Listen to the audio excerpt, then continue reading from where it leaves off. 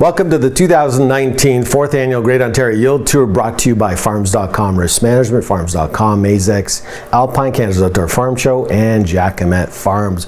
Brought to you also by yours truly, Mo Agostino, the marketing man, and Greg Stewart, corn guru, lead agronomy for Mazex Seeds. New for 2019 includes all our prizes, well over $12,000 if you attend our 2-week tour or one of our final wrap-up events. Our 2-week tour is from August 12th to the 21st, 2019, and then we have 2 final wrap events. We have one in the East in Winchester, Ontario on August 22nd at John Jacquemet Farms. New for 2019 includes more live demos, our farmer favorite, GPS Ontario, Precision Planting. Our special guest speaker is Ken Ferry, Crop Tech Consulting from the US. He's going to be talking about what's missing for higher corn yields. And then we have our wrap-up final event in Woodstock, Ontario, Canada's Outdoor Farm Show on August 29th. That's where we release our final crop tour results for both corn and soybean yields. And our special guest speaker there is Kevin Cobb, US 6th generation farmer. He's part of the Corn Warriors TV show, and he achieved 400 bushels per acre in 2018.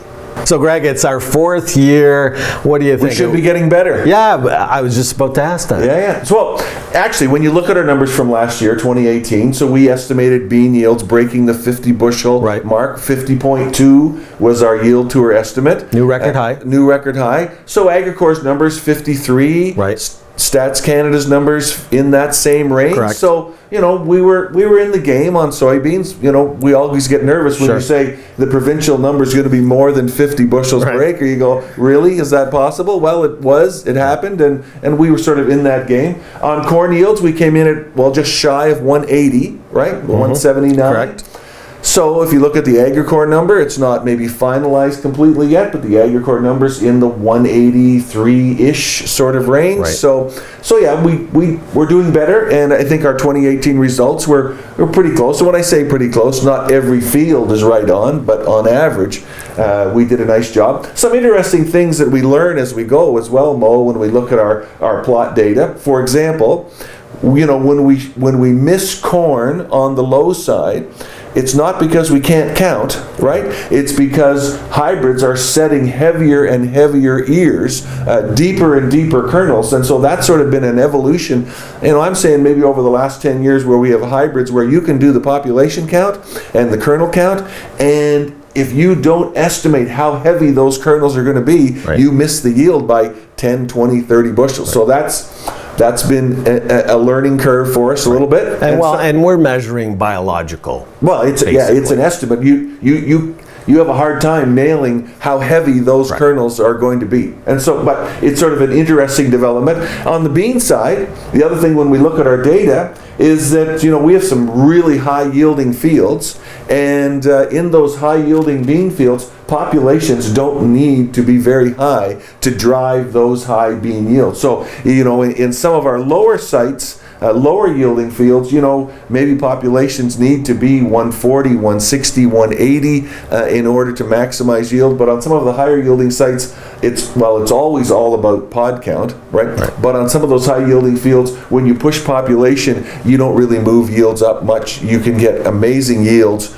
on high yielding fertile ground, even if your population's at 135,000 final plants per acre on beans. So those have been sort of fun things to look at. Last year, you know, we were nervous about ear molds and potential dawn problems, but mostly because of the weather that we'd had from the end of July through to the time we were doing the yield tour, you know, fairly frequent rains. In that window, very difficult to see, you know, that the problem was going to be as big as it was. So we'll look at that. Obviously, we're looking for those signs, weather driven, or whether we can start to see the mold on the end of the ears. We'll be looking for that. In some of our demos this year at Woodstock, we'll do some inoculation, and we'll have discussion with the growers that come out and visit. You know, how do you evaluate hybrids just visually? Husk cover, husk tightness, upright ear.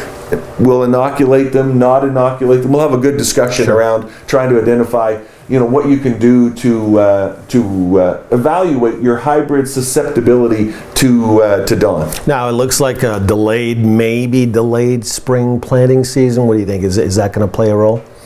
Yeah, well, play a role maybe in yield. You know, there's always a sweet spot for yield, right?